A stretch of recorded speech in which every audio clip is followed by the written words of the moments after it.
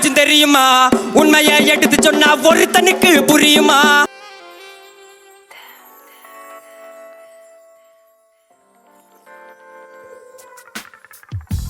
உனக்கே தெரியாத பிள்ளையா இருக்கிய.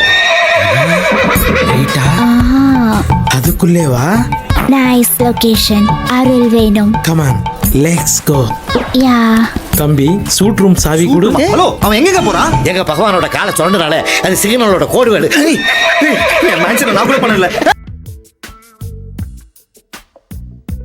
நான் என்ன மாதிரி ஆளுங்க அசிங்கமா சொன்னாக்கா என்னை சிறைச்சாலைக்கு தான் அனுப்புறீங்க.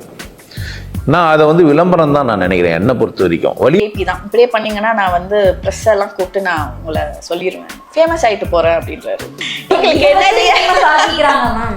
எங்களுக்கு என்ன ரியாக்ட் பண்றதுன்னு தெரியல. நாங்க வேற மாதிரி அவரோட மனசாட்சியை தூண்டுறதுக்கு நாங்க பேசிட்டு இருந்தா அவர் அதுல ஒரு ஆதாயம் பாக்குறாரு. நான் ஃபேமஸாக தான் நான் ஆக போறேன், நீ ப்ரெஸ்ஸை கூப்பிட்டு வேணா பேசு அப்படின்ற மாதிரி சொல்றாருன்னா இப்போ எவ்வளோ கோல்டா இருக்காங்க பாருங்க. அந்த அளவுக்கு மனநிலை மாறிடுச்சு. அந்த அளவுக்கு சுயநலம்.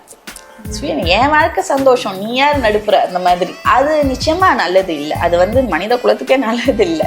ஏன்னா ஒரு சொசைட்டியா பாத்தீங்கன்னா அடுத்த ஜென்ரேஷன், இப்போ ஜென்ரேஷன்ஸ் தானே, இப்போ 6 வருஷத்துக்கு முன்னாடிக்கும் இப்போக்கும் அடுத்த ஜென்ரேஷன் தான் நம்ம சொல்றோம். இதுல இருந்து அடுத்த ஜென்ரேஷன் எப்படி இருக்கும்? அதே மாதிரி நான் ஒரு படைப்பாளி, நான் பேசுறேன், என்னை வந்து குற்றம்னு நான் சொன்ன நிறுத்திட்டாரோ நிறுத்தினா இல்லை, மாத்தி பேசுறேன் அவ்வளவுதான். இல்ல பண்ணுவேனா நான் கடவுள் ஒண்ணு, மர்க்கா சொல்லு. இல்ல பண்ணுவேனா நான் கடவுள் ஒண்ணு.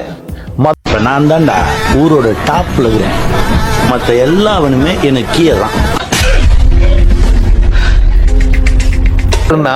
அப்படி ஒண்ணு போட்டு நீங்க போய் பாப்பீங்க.